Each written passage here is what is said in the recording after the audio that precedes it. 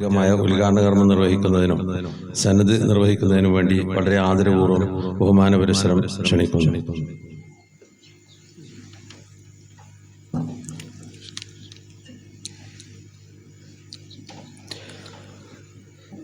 السلام عليكم ورحمة الله وبركاته. أعوذ بالله من الشيطان الرجيم. بسم الله الرحمن الرحيم. الحمد لله والصلاة والسلام على أشرف رسول الله وعلى آله وصحبه الفائزين برضا الله ما بعد. وما توفيقي إلا بالله عليه توكلت وإليه ينيب.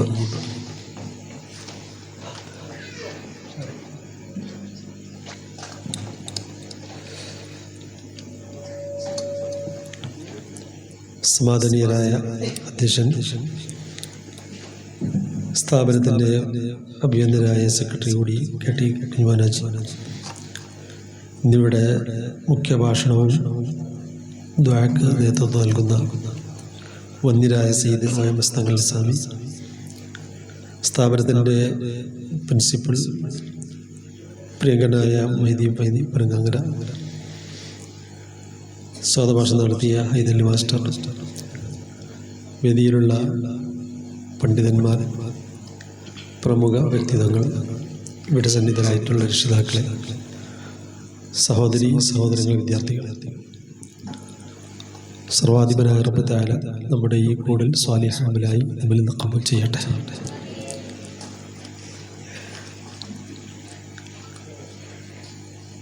മഹത്തായ പരിശുദ്ധ ഖുർആൻ മനഃപ്പാഠമാക്കുന്ന സ്ഥാപനമാണ് നമ്മുടെ ഈ സ്ഥാപനം. കഴിഞ്ഞ കാലങ്ങളിൽ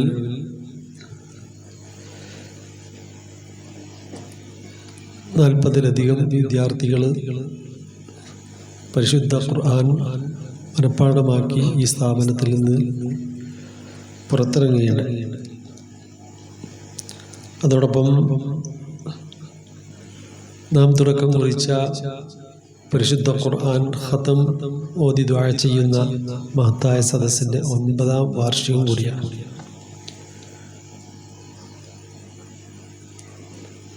വരാനിരിക്കുന്ന റമദാൻ മാസം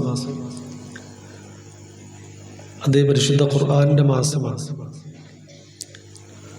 ഷഹ്റു റമദാൻ ലദീ ഉൻസില ഫീഹിൽ ഖുർആൻ എന്ന പരിശുദ്ധ ഖുർആൻ പരിചയപ്പെടുത്തി.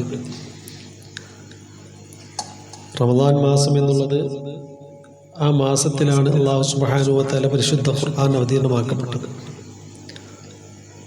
അതുകൊണ്ട് തന്നെ ഖുർആന്റെ മാസമായ പരിശുദ്ധ റമദാൻ വരുമ്പോൾ ഖുർആനുമായി അടുക്കാനും പഠിക്കാനും മനസ്സിലാക്കാനും മനഃപ്പാഠമാക്കാനുമുള്ള ഒരു ശ്രദ്ധ കൊടുക്കൽ കൂടിയാണ് നാം ഓരോ വർഷവും റമദാനിന് മുന്നിടുന്നതിന് മുമ്പായി ചെയ്യാറുള്ളത്.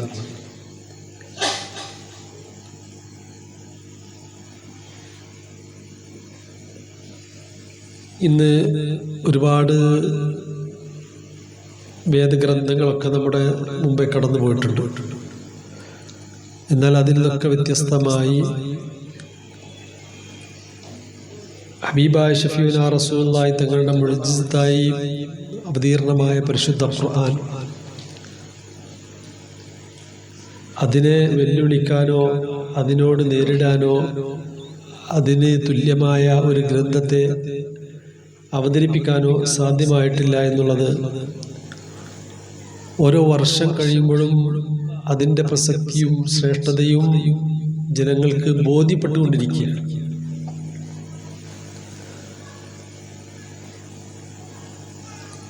അതിലൂടെ നമുക്ക് ജീവിതത്തിൽ പകർത്തേണ്ട മനസ്സിലാക്കേണ്ട സകലമാന കാര്യങ്ങളും എന്നല്ല ഭൗതിക ലോകത്ത് പാരത്രിക ജീവിതത്തിൽ എന്നല്ല കഴിഞ്ഞതും വരാനിരിക്കുന്നതുമായ എല്ലാ വിഷയങ്ങളും അതിൽ ഖുർആനിൽ ഉൾപ്പെടുത്തിയിട്ടുണ്ട് എന്നുള്ളതാണ്.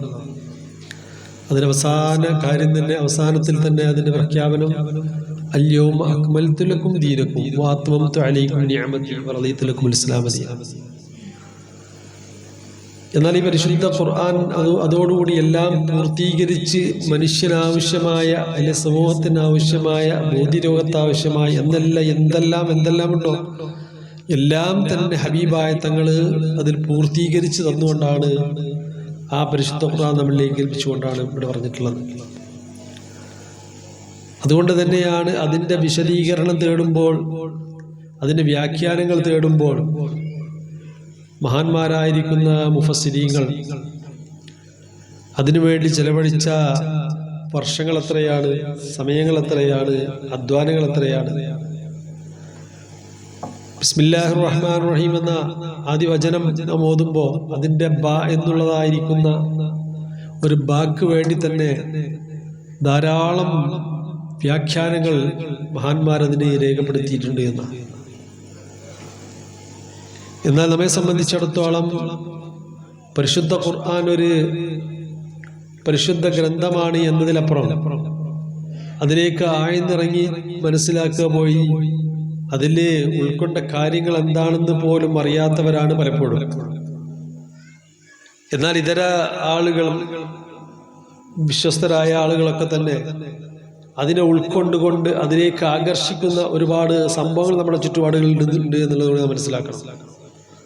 ഖുർആൻ എന്താണെന്ന് മനസ്സിലാക്കാൻ ഇന്ന് മത്സരിച്ചുകൊണ്ടിരിക്കുകയാണ് പലരും. ആ ഖുർആന്റെ, പരിശുദ്ധ ഖുർആന്റെ ഓരോ വചനങ്ങൾ മനസ്സിലാക്കി ഇസ്ലാമിൻ്റെ മഹത്വം മനസ്സിലാക്കി ഇസ്ലാമിലേക്ക് കടന്നു വന്ന ഒരുപാട് ചരിത്ര സംഭവങ്ങൾ, ഒരുപാട് കാര്യങ്ങൾ നമുക്ക് ബോധ്യപ്പെടുത്താൻ സാധിക്കും. എന്നാൽ ഇസ്ലാമിൻ്റെ ആളുകളാണ്, പരിശുദ്ധ ഖുർആന്റെ വക്താക്കളാണെന്ന് പറയുന്നത് നമ്മളെ സംബന്ധിച്ചിടത്തോളം നാം ദിനേന എന്നോണം അല്പാൽപ സൂറത്തുകൾ മനഃപ്പാഠമാക്കിയത് ഓതുമെന്ന് വെച്ചാൽ അതിലുള്ള കാര്യങ്ങൾ എന്താണ് സമൂഹത്തിനെ ബോധിപ്പിക്കുന്നത്, എന്താണ് അതിൽ ഉദ്ഘോഷിക്കുന്നത് എന്ന കാര്യത്തെ സംബന്ധിച്ചിടത്തോളം നമുക്ക് നമ്മുടെ അജ്ഞത നമ്മെ പലപ്പോഴും ആ ഖുർആന്റെ മൂല്യത്തെ പറ്റി മനസ്സിലാക്കാൻ സാധിക്കാതെ പോകുന്നു എന്നുള്ളതാണ് നാം മനസ്സിലാക്കേണ്ടത്.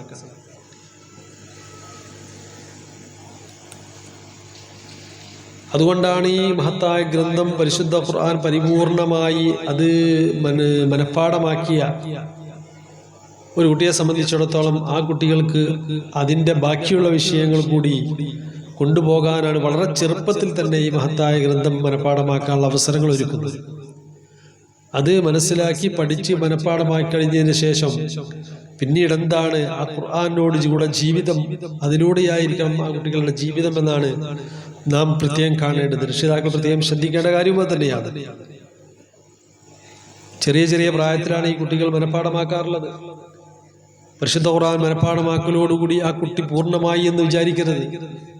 മറിച്ച് കുട്ടിയുടെ അവസരത്തിന് വേണ്ടി വാതിൽ തുറന്നു എന്നേ നാം മനസ്സിലാക്കാൻ പാടുള്ളൂ. പിന്നീട് ആ കുട്ടികൾക്ക് പഠിക്കാൻ ആവശ്യമായ സൗകര്യങ്ങൾ എന്തൊക്കെയുണ്ടോ അതിലേക്കൊക്കെ ആ കുട്ടികളെ നയിക്കണമെന്നാണ് രക്ഷിതാക്കൾ മനസ്സിലാക്കുന്നത്. ചെറിയ പ്രായത്തിൽ മനഃപ്പാഠമാക്കി കഴിയുമ്പോൾ, ചെറിയ പ്രായത്തിലാണല്ലോ അവർ ഈ ജീവിതത്തിലേക്ക് കടന്നു വന്നത്, അത് ഇനി അവ കുട്ടികൾക്കൊരു ആശ്വാസം നൽകട്ടെ എന്നൊക്കെ കരുതി ആ മനഃപ്പാഠമാക്കിയ പരിശുദ്ധ ഖുർആൻ പോലും മറന്നു പോകുന്നൊരവസ്ഥയിലേക്ക് എത്തുന്ന രീതിയിൽ കുട്ടികളുടെ ശേഷമുള്ള ജീവിതത്തിലേക്ക് നയിക്കരുത്, വിടരുത് എന്നുള്ളതാണ് നാം രക്ഷിതാക്കൾ വളരെ ഗൗരവമായി ശ്രദ്ധിക്കേണ്ട കാര്യങ്ങൾ. വിജ്ഞാനത്തിന്റെ ശാഖ വലുതാണ്, അറ്റമില്ലാത്തതാണ്. അതിൽ നിന്നും ഒരു അല്പം പോലും നാം ആരും അതിൽ ഗ്രഹിച്ചിട്ടില്ല, മനസ്സിലാക്കിയിട്ടില്ല. എന്നാൽ നമുക്ക് ജീവിതത്തിൽ പകർത്തേണ്ട, മറ്റുള്ളവർ പകർന്നു നൽകേണ്ട നമ്മുടെ സംസ്കാരത്തെ, ഈ ദീനിന്റെ സംസ്കാരത്തെ നിലനിർത്താൻ ആവശ്യമായ, വിശ്വാസം നിലനിർത്താൻ ആവശ്യമായ, കർമ്മങ്ങൾക്ക് കോട്ടൽ പറ്റാത്ത രീതിയിൽ നടത്താൻ ആവശ്യമായ ചെറിയ വിജ്ഞാനമെങ്കിലും നമുക്ക് നേടിയെടുക്കേണ്ടതുണ്ട്. എന്നാൽ ഇത് വിജ്ഞാനം നേടാനും അവസരം ധാരാളമുണ്ട് നമ്മുടെ മുമ്പിൽ. പ്രത്യേകിച്ച് ആധുനിക ടെക്നോളജിയുടെ കാലഘട്ടത്തിൽ അറിവ് നേടാനുള്ള ഒരുപാട് സന്ദർഭവും സൗകര്യങ്ങളും നമ്മുടെ മുമ്പിലുണ്ടെങ്കിലും ഒരു അധ്യാപകനിൽ നിന്ന് ഒരു വിദ്യാർത്ഥി നേടുന്ന ആ വിജ്ഞാനം എന്നുള്ളത് അതാണ് യഥാർത്ഥ ഗ്രഹിച്ചെടുക്കാൻ പറ്റുന്ന വിജ്ഞാനം എന്ന് മനസ്സിലാക്കണം. നമ്മുടെ കൈവിരൽ കൊണ്ട് നമുക്ക് ഒരു പ്രശ്നമർത്തി കഴിഞ്ഞാൽ അല്ലെങ്കിൽ സ്പർശിച്ചു കഴിഞ്ഞാൽ ആവശ്യമായ കാര്യങ്ങളൊക്കെ തരാൻ പറ്റുന്ന ഒരുപാട് സംവിധാനങ്ങൾ നമ്മുടെ മുമ്പിലുണ്ട്. പക്ഷെ അതൊന്നും ഒരു പഠിക്കുന്ന വിജ്ഞാനങ്ങളല്ല, ഒക്കെ നമുക്ക് താൽക്കാലികമായി മനസ്സിലാക്കാൻ പറ്റുന്ന വിജ്ഞാനങ്ങൾ മാത്രമേ ഉള്ളൂ. അറിവ് നേടി മനസ്സിലാക്കി പഠിക്കാൻ പറ്റുന്ന വിജ്ഞാനം എന്ന് പറയുമ്പോൾ അതിൻ്റെ ഒരു പ്രാരംഭമാണ് പരിശുദ്ധ ഖുർആൻ ആദ്യമായി കുട്ടികളെ മനഃപ്പാടമാക്കാൻ വേണ്ടി ഒരു അധ്യാപകരെ ഏൽപ്പിക്കുന്നു. ആ അധ്യാപകൻ അതിൻ്റെ ശൈലിയിലൂടെ ആ കുട്ടികളെ വളർത്തുന്നു, അതിന് അച്ചടക്കങ്ങൾ പഠിപ്പിക്കുന്നു, അദബ് മര്യാദകൾ മനസ്സിലാക്കി കൊടുക്കുന്നു, ആ കുട്ടി ജീവിതത്തിൽ വളർത്തേണ്ട കാര്യങ്ങൾ ബോധ്യപ്പെടുത്തി കൊടുക്കുന്നു. ഇങ്ങനെ ആ കുട്ടിയെ ചെറുപ്രായത്തിൽ തന്നെ വളർത്തിക്കൊണ്ടുവരികയാണ്. കൊണ്ടുവന്ന് പിന്നീട് ആവശ്യമായ വിജ്ഞാനങ്ങൾ തേടാനുള്ള അവസരങ്ങൾ ഓരോ അധ്യാപകരിലൂടെ അവർ നേടിയെടുക്കുകയാണ്. ചിലപ്പോൾ വർഷങ്ങൾ നേടിയെടുക്കും. നമ്മളെ സംബന്ധിച്ചിടത്തോളം ഇന്നൊക്കെ ഈ വിദ്യാഭ്യാസ മേഖലയിൽ കുട്ടികളെ ചേർത്തുന്നത് തന്നെ അതൊരു ജോബിന് വേണ്ടി മാത്രമായി മാറുന്നൊരു കാലഘട്ടമായിരിക്കും. ഒരു വിദ്യാർത്ഥി പരിശുദ്ധ ഖുർആൻ മനഃപ്പാഠമാക്കിയാൽ അടുത്ത വർഷം റമദാനിൽ ആ കുട്ടിയെ ഇമാമത്ത് നിർത്താൻ പര്യാപ്തമാക്കുന്നു. അതോടുകൂടി ആ കുട്ടിക്ക് ഒരു മാസത്തിൽ നല്ലൊരു ശമ്പളം ലഭ്യമാകുന്നു എന്ന ലക്ഷ്യവും ആ ഒരു ചിന്തയും ആദ്യമായി രക്ഷിതാക്കൾ ഒഴിവാക്കണമെന്നാണ് ഈ സന്ദർഭത്തിൽ പറയാനുള്ളത്. ആ കുട്ടി കുട്ടി ഖുർആൻ മനഃപ്പാഠമാക്കാൻ ഒരു കുട്ടിയെ നാം ഏൽപ്പിച്ചു കൊടുക്കുമ്പോൾ നാം മനസ്സിലാക്കേണ്ടത് അള്ളാന്റെ ദീന് പഠിക്കാൻ, പരിശുദ്ധ ഖുർആൻ മനഃപ്പാഠമാക്കാൻ, പിന്നീട് കുട്ടി വലിയ പണ്ഡിതനായി വളരാൻ, നല്ല ജീവിതം നയിക്കാൻ, സമൂഹത്തിന് ദീന് പറഞ്ഞു കൊടുക്കാൻ പര്യാപ്തമുള്ള പ്രാപ്തിയുള്ള ഒരു പണ്ഡിതനായി വളർത്തിയെടുക്കാൻ പറ്റുന്ന ഈ മഹത്തായ ദീൻ നിലനിർത്തേണ്ട ഒരു പണ്ഡിതരെ സൃഷ്ടിക്കണമെന്നാണ് ഓരോ രക്ഷിതാവും മനസ്സിലാക്കേണ്ടത്. ജോലികളും നമ്മുടെ ആവശ്യങ്ങളൊക്കെ തന്നെ പലപ്പോഴും പല നിലക്ക് നമുക്ക് നേടിയെടുക്കാൻ സാധിക്കും. ജോലിയില്ലാത്ത എത്ര ആളുകൾ ജീവിക്കുന്നുണ്ട്. വലിയ വലിയ ജോലിയുള്ള സമ്പത്തുള്ള ആളുകളെ ഏതെല്ലാം അവരുടെ ജീവിതത്തിന് സുഖമില്ലാതെ ജീവിക്കുന്നുണ്ട്. നാം മനസ്സിലാക്കേണ്ടത് നമ്മുടെ ഈ കുട്ടിയിലൂടെ നല്ലൊരു പണ്ഡിതനെ സമർപ്പിക്കുകയും ആ പണ്ഡിതൻ സമൂഹത്തിന് ഉപകാരപ്രദമായ ഒരു പണ്ഡിതനായി മാറുകയും അത് നാട്ടുകാർക്കും കുടുംബത്തിനും രക്ഷിതാക്കൾക്കും ഉപകരിക്കുന്ന ഒരു പണ്ഡിതനായി വളർത്തിയെടുക്കണമെന്നുള്ള ഒരു ലക്ഷ്യമായിരിക്കണം രക്ഷിതാക്കളെ നമുക്കുണ്ടാവേണ്ടത്. അതല്ലാതെ നമ്മുടെ കുട്ടിയിൽ ഒരു ജോബ് കണ്ടുകൊണ്ട്, ഒരു ജോലി ആവശ്യപ്പെട്ടുകൊണ്ട് അല്ലെ വളർന്നു വരുമ്പോൾ ഒരു ജോലി കിട്ടി, വലിയ വിദേശത്തൊക്കെ നല്ല ജോലി സാധ്യത ഉണ്ട് എന്നൊക്കെ മനസ്സിലാക്കി അങ്ങനത്തെ ഒരു നീയത്ത് തന്നെ നമ്മൾ ഇന്ന് ഒഴിവാക്കണമെന്നാണ് രക്ഷിതാക്കളോട് വിനയപൂർവ്വം അപേക്ഷിക്കാറുള്ളത്. നമ്മുടെ നീയത്ത് അനുസരിച്ചായിരിക്കും നമ്മുടെ കാര്യങ്ങളൊക്കെ നീങ്ങുക. അതല്ലേ അമാലു ബിന്നിയാത്ത് പറഞ്ഞത്. നമ്മുടെ കരുത്ത് പോലെ ഇരിക്കും എല്ലാ കാര്യങ്ങളും. അതൊക്കെ നേടിയെടുക്കാൻ സാധിച്ചെന്ന് വരും. അമങ്കാനത്ത് ഹിജ്റത്തു ഇലല്ലാഹി വറസൂലി ഫഹിജ്റത്തു ഇലല്ലാഹി വറസൂലി. അമങ്കാനത്ത് ഹിജ്റത്തു ദുനിയ യുസീബുഹാ വഇലംറഅതി യൻകിയുഹാ. എന്താണോ ലക്ഷ്യം അതിലേക്ക് നമുക്ക് നേടിയെടുക്കാൻ സാധിക്കും. പക്ഷെ നമ്മുടെ നല്ല കരുത്ത് രക്ഷിതാക്കൾ ഉണ്ടായിരിക്കണം. കുട്ടികളെ എങ്ങനെയായിരിക്കണം വളർത്തേണ്ടത്, എങ്ങനെയാണ് ഈ കുട്ടിയിൽ നിന്ന് എനിക്ക് നേടേണ്ടത് എന്നുള്ള നല്ലൊരു നീയത്ത് രക്ഷിതാക്കൾക്ക് ഉണ്ടായിരിക്കണം. എങ്കിൽ മാത്രമേ ഈ ഇൽമു ഉപകാരപ്രദമായ, ഈ പഠിക്കുന്നതൊക്കെ ഉപകാരപ്രദമായ വിജ്ഞാനമാകാൻ സാധിക്കൂ. അതെല്ലാം മറ്റു ലക്ഷ്യങ്ങൾ കണ്ടുകൊണ്ടോ മറ്റു കരുത്തോടു കൂടിയാണ് നമ്മുടെ ഈ വിദ്യാർത്ഥികളെ വളർത്തിക്കൊണ്ടുവരുന്നെങ്കിൽ ഒരുപക്ഷെ നിങ്ങൾക്ക് നേടിയെടുക്കാൻ സാധിച്ചെങ്കിലും അത് ഉപകാരപ്രദമായ വിജ്ഞാനമായി എന്ന് വരില്ല. നാളേക്ക് ഉപകാരപ്പെടുന്ന വിജ്ഞാനമായി എന്ന് വരില്ല. മരണശേഷം ഉപകരിക്കുന്ന 3 കാര്യം ഹബീബായ ഷഫീന റസൂലുള്ളാഹി തങ്ങൾ പറഞ്ഞത്, ഇദാ മാതൽ ഇൻസാൻ ഇൻഖതഅ ഇല്ലാ മിൻ 3 കാര്യം. വലദുൻ സ്വാലിഹ് യദ്ഉ ലഹു, ഇൽമു യുൻതഫഉ ബിഹി, സദഖത്തുൻ ജാരിയ. ഈ 3 കാര്യങ്ങൾ ഉപകാരപ്രദമായ വിജ്ഞാനമാവണമെന്ന് നല്ലൊരു നീയത്ത് വേണം, നല്ലൊരു കരുത്ത് വേണം. അത് കുട്ടികൾക്ക് ഉണ്ടാവണം. പ്രായമാകുമ്പോൾ കുട്ടികളിലേ ഉണ്ടായിരിക്കണം. അങ്ങനെ കുട്ടികളിലേക്ക്, അങ്ങനെ ഒരു നീയത്തിലേക്ക് കുട്ടികളെ എത്തിക്കേണ്ടത് രക്ഷിതാക്കളാണ്. അധ്യാപകരെ സംബന്ധിച്ചിടത്തോളം അവർ സ്ഥാപനങ്ങളിൽ ആ കുട്ടികളെ വേണ്ട തർബിയത്തൊക്കെ കൊടുത്ത് വളർത്തിക്കൊണ്ടുവരുമ്പോൾ ലഭ്യമാവുന്ന ചില സമയങ്ങളിൽ ആ കുട്ടികൾ നമുക്ക് നഷ്ടപ്പെടുന്ന ഒരു അവസ്ഥയിലേക്ക് എത്രയെത്ര നമുക്ക് കാണാൻ സാധിക്കുന്നുണ്ട്. പക്ഷേ തുടർന്നും ഈ കുട്ടികളെ വലിയൊരു പണ്ഡിതരായി വളർത്തി സമൂഹത്തിന്, ദീനിന്, മഹത്തായ ദീനിനെ നിലനിർത്തുന്ന പണ്ഡിതന്മാരെ വളർത്തിക്കാൻ സാധിക്കണം. കാലഘട്ടം വളരെ പ്രതികൂലമാണ്. നിരീശ്വരവാദവും യുക്തിവാദവും ഒക്കെ വർദ്ധിച്ചൊരു കാലഘട്ടമാണ്. വേഷവിധാനത്തിലൊക്കെ ധാരാളം നല്ല വേഷങ്ങളായിരിക്കും, തൊപ്പിയും തലപ്പാമ്പൊക്കെ ഉണ്ടായിരിക്കും, നല്ല മുഖമൊക്കനെയും നല്ല ഹിജാബുകളൊക്കെ ഉണ്ടായിരിക്കും. പക്ഷേ വിശ്വാസം എത്രത്തോളം മനസ്സിലുണ്ട് എന്ന് തികഞ്ഞു പരിശോധിക്കാൻ നമുക്ക് സാധ്യമല്ല. പക്ഷേ വിശ്വാസം ചോർച്ച സംഭവിച്ചുകൊണ്ടിരിക്കുന്നുണ്ട് എന്നുള്ളതാണ്. അതിന് ആധുനിക ടെക്നോളജി, സോഷ്യൽ മീഡിയ അതിന് ഏറെ പ്രചോദനം നൽകിക്കൊണ്ടിരിക്കുകയാണ്. അതിന് പ്രവർത്തിക്കുന്ന ധാരാളം ആളുകൾ, അതിന്റെ പിന്നിൽ പ്രവർത്തിക്കുന്നവരുണ്ട്. നമ്മുടെ വിശ്വാസത്തിൽ നിന്ന് മറികടക്കാൻ, അതിൽ നിന്നും ആളുകളെ വ്യതിചലിപ്പിക്കാൻ ശ്രമിച്ചുകൊണ്ടിരിക്കുന്ന ഒരുപാട് മേഖലകൾ നമ്മുടെ ചുറ്റുപാടത്തും നമ്മുടെ കൂടെ പിറപ്പായി നടന്നുകൊണ്ടിരിക്കുന്നുണ്ടെന്ന് മനസ്സിലാക്കണം. അതുകൊണ്ട് തന്നെ നമ്മുടെ വിശ്വാസം അത് അതിപ്രധാനമാണ്. വിശ്വാസം അതിപ്രധാനമാണ്. അഹ്ലുസുന്നത്ത് വൽ ജമാഅത്തിന്റെ ആശയാദർശങ്ങളെ അതിലടിയുറച്ച് ജീവിച്ചെങ്കിൽ മാത്രമേ നമ്മുടെ വിശ്വാസം നമുക്ക് ഉറപ്പിച്ചു നിർത്താൻ സാധ്യമാവുകയുള്ളൂ. അഹ്ലുസുന്നത്ത് വൽ ജമാഅത്തിന്റെ ആ ആശയാദർശങ്ങളിൽ നിന്ന് സുന്നത്ത് ജമാഅത്തിന്റെ ആശയാദർശങ്ങളിൽ നിന്ന് വ്യതിചലിക്കുമ്പോൾ അത് പലപ്പോഴും അത് വിശ്വാസത്തെ വ്യതിചലിക്കേണ്ട അവസ്ഥയിലേക്ക് വന്നുകൊണ്ടിരിക്കുന്നുണ്ട് എന്നുള്ളത് അടുത്ത കാല പല പഠനങ്ങളും നമ്മളെ അറിയിക്കുകയാണ്, മനസ്സിലാക്കി തരികയാണ്. നമുക്കറിയാമല്ലോ, ആദർശത്തിൽ വ്യതിചലിക്കുന്ന പല ആളുകൾ അവർ വിശ്വാസത്തിന് വരെ വ്യതിചലിച്ചു പോയ എത്ര സംഭവങ്ങൾ നമ്മുടെ മുമ്പിലുണ്ട്. അവരെ സംബന്ധിച്ചാണ് പരിശുദ്ധ ഖുർആൻ പറഞ്ഞു, വമീശാക്കിക്കർ റസൂല മിൻ ബഅദി മാ തബയ്യന ലഹുൽ ഹുദാ വയത്തബി ഗൈറ സബീലിൽ മുഅ്മിനീൻ നുവല്ലി മാ തവല്ല വനുസ്ലി ജഹന്നമ വസാഅത് മസീറാ. ഗ്രഹിക്കാനും മനസ്സിലാക്കാനും സന്ദർഭങ്ങളൊക്കെ ഉണ്ടായിട്ട് പോലും പണ്ഡിതന്മാർ പറയുന്ന കാര്യങ്ങൾ ബോധ്യപ്പെടുത്തി കൊടുത്തിട്ട് പോലും പലപ്പോഴും വ്യക്തമായിട്ട് പോലും അതിൽ നിന്നൊക്കെ വ്യതിചലിക്കുന്ന പല അവസ്ഥകൾ ഉണ്ടായിട്ടുണ്ട്. അങ്ങനെ വ്യതിചലിച്ചാൽ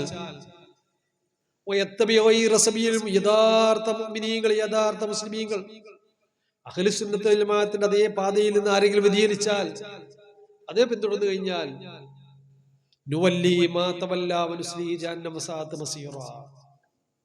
അല്ലാഹു സുബ്ഹാനഹു വ തആല പിന്നെ അവരെ കാര്യം കയ്യൊഴിയും. അതാണ് നുവല്ലി മാ തവല്ല. അവരെ വഴിക്ക് പോകേണ്ട വഴിക്കാണ് പോകും. അങ്ങനെ എത്ര സംഭവങ്ങളുണ്ട്. ആദ്യം അടിസ്ഥാനപരമായ ആദർശങ്ങളിൽ വ്യതിചലിക്കുകയാണ്. അവിടെ തുടങ്ങും വിശ്വാസത്തിൽ വ്യതിയാനം സംഭവിക്കാൻ. അതുകൊണ്ടല്ലേ നമുക്ക് കടന്നുപോയ ചില ആളുകളില്ലേ, ചെങ്ങന്നൂരൊക്കെ പറയാറില്ലേ, ആദ്യമൊക്കെ നല്ലൊരു പണ്ഡിതനായി ഒരു മുതഅല്ലിമായി വളർന്ന ഒരാളല്ലേ, പക്ഷെ എന്ത് സംഭവിച്ചു? ആദ്യമായ ആദർശത്തിൽ നിന്നാണ് പുറത്തുപോയത്. യഥാർത്ഥ സുന്നത്തമായതിന്റെ ആദർശത്തിൽ പുറത്തുപോയി. പിന്നീട് വിശ്വാസത്തിൽ നിന്ന് പുറത്തുപോയി. അപ്പൊ ആദർശ വ്യതിയാനം വിശ്വാസ വ്യതിയാനത്തിലേക്ക് ക്ഷണിക്കുമെന്നുള്ള കാര്യം ഗൗരവമായി നാം മനസ്സിലാക്കേണ്ടത്. അവിടെ ഉറച്ച ആദർശത്തോടുകൂടി നമ്മുടെ തൗഹീദ് നിലനിർത്താൻ ആവശ്യമായ പണ്ഡിതന്മാരെ വളർത്തിയെടുക്കുന്ന സ്ഥാപനങ്ങളായിരിക്കണം നമുക്ക് വളർന്നു വരേണ്ടത്. അതിനാണ് ഇതുപോലെ സ്ഥാപനങ്ങളിൽ നിന്ന് പരിശുദ്ധ ഖുർആൻ മനഃപ്പാഠമാക്കുന്നതോട് തുടർന്നും വിദ്യാഭ്യാസം നൽകിക്കൊണ്ട് വളർത്തിക്കൊണ്ടുവരാനും ഹക്കായ വഴിയിലൂടെ ഈ സമൂഹത്തെ സമർപ്പിക്കാൻ പറ്റിയതായിരിക്കുന്ന ആളുകളെ കൊണ്ടുവരാനും പണ്ഡിതരെ സൃഷ്ടിക്കാനും നമ്മുടെ സ്ഥാപനങ്ങൾക്ക് സാധിക്കട്ടെ എന്നാണ് ഈ സന്ദർഭത്തിൽ നടത്തുന്നത്. സർവശക്തനായ റബ്ബ് തആല നമ്മുടെ ഈ കൂടലും പിന്നീടൊക്കെ സ്വാലിഹായ അമലായി അള്ളാഹു നമ്മിൽ ഖബൂൽ ചെയ്യട്ടെ. ഈ കാണുന്ന വിദ്യാർത്ഥികൾ അള്ളാഹു സുബ്ഹാനഹു വ തആല സമൂഹത്തിന് ഉപകരിക്കുന്ന വലിയ ദീനിന് സുന്നത്ത് ജമാഅത്തിന് ഉപകരിക്കുന്ന വലിയ പണ്ഡിതരായി അള്ളാഹു വളർത്തട്ടെ എന്ന് രക്ഷിതാക്കൾക്ക് ഉപകരിക്കുന്ന, നാട്ടുകാർക്ക് ഈ സ്ഥാപനത്തിന് ഉപകരിക്കുന്ന അഭിമാനമാകുന്ന രീതിയിൽ കുട്ടികൾ വളർന്നു വരാൻ അള്ളാഹു തൗഫീഖ് പ്രദാനം ചെയ്യട്ടെ എന്ന് ദുആ ചെയ്യുകയാണ്. നമുക്ക് മുമ്പേ കടന്നുപോയ ഒരുപാട് മഹാരഥന്മാരുണ്ട്. മഹാനായ സയ്യിദ് ഹൈദർ ശിഹാബ് തങ്ങളുടെ വഫാത്തിന്റെ ദിവസമാണ്. അള്ളാഹു അവിടുത്തെ ദർജ ഉയർത്തി കൊടുക്കട്ടെ. അവരെ നമ്മൾ ജന്നാത്തുൽ ഫിർദൗസിൽ അള്ളാഹു ഒരുമിച്ച് കൂട്ടി അനുഗ്രഹിക്കുമാറാവട്ടെ. അതുപോലെ തന്നെ മഹാസാദാത്യങ്ങൾ, ഒരുപാട് ആലിമീങ്ങൾ ഒക്കെ വഫാത്തായി നമ്മൾ വിട പറഞ്ഞു. അവർക്ക് അള്ളാഹു അവരുടെ മഗ്ഫിറത്ത് നൽകി അവരുടെ ദർജ അള്ളാഹു ഉയർത്തി കൊടുക്കുമാറാവട്ടെ. ജീവിച്ചിരിക്കുന്ന നമ്മുടെ സാദാത്യങ്ങൾ, ആലിമീങ്ങൾക്ക് അള്ളാഹു ആഫിയത്ത്, ആരോഗ്യം, ആയുസ്സും അള്ളാഹു പ്രദാനം ചെയ്യട്ടെ. നാട്ടിന്റെ ഇസ്സത്തും ഐക്യവും സമാധാനവും സുന്നത്തമായത്തിന്റെ ഉറച്ച നിലപാടിൽ നിലനിർത്താൻ അള്ളാഹു തൗഫീഖ് പ്രദാനം ചെയ്യട്ടെ എന്ന് ദുആ ചെയ്തുകൊണ്ട് ബിസ്മില്ലാഹിർ റഹ്മാനിർ റഹീം വചനത്തിൽ സംഗമത്തിന് ഔപചാരികമായ ഉദ്ഘാടനം നിർവഹിച്ചിരിക്കുന്നു. അസ്സലാമു അലൈക്കും വറഹ്മത്തുള്ളാഹി വബറകാതുഹു.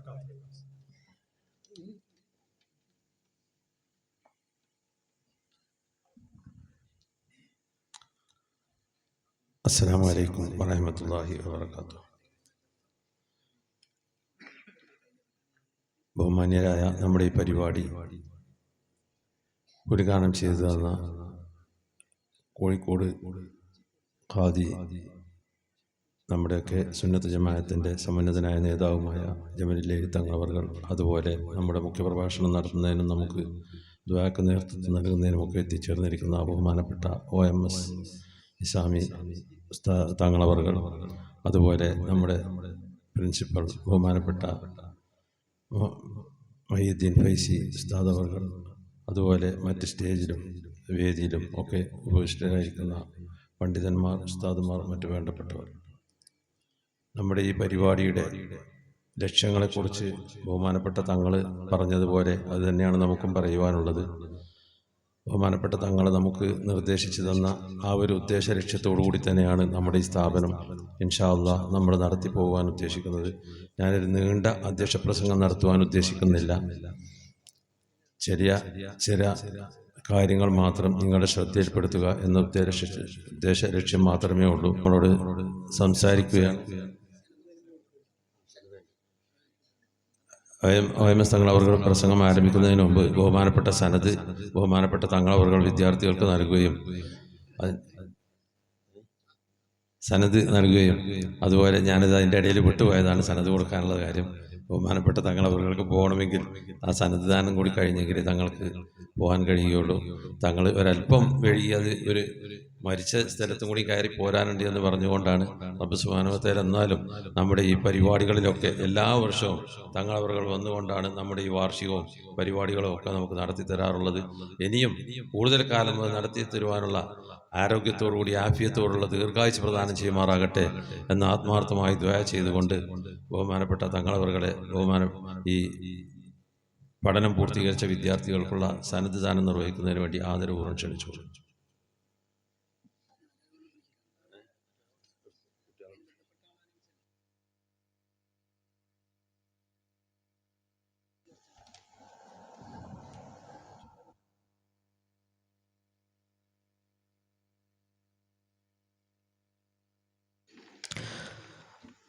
ആദ്യമായി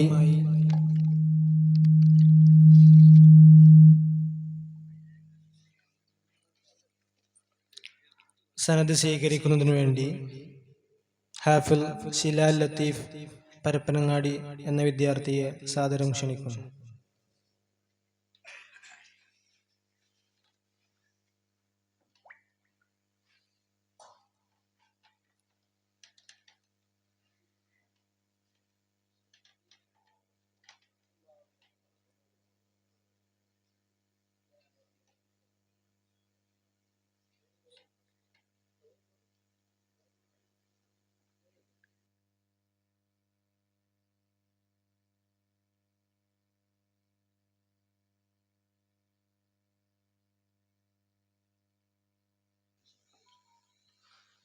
അടുത്തതായി ഹാഫിൽ അബ്ദുൽ ബാസിദ് പാലേമാട്.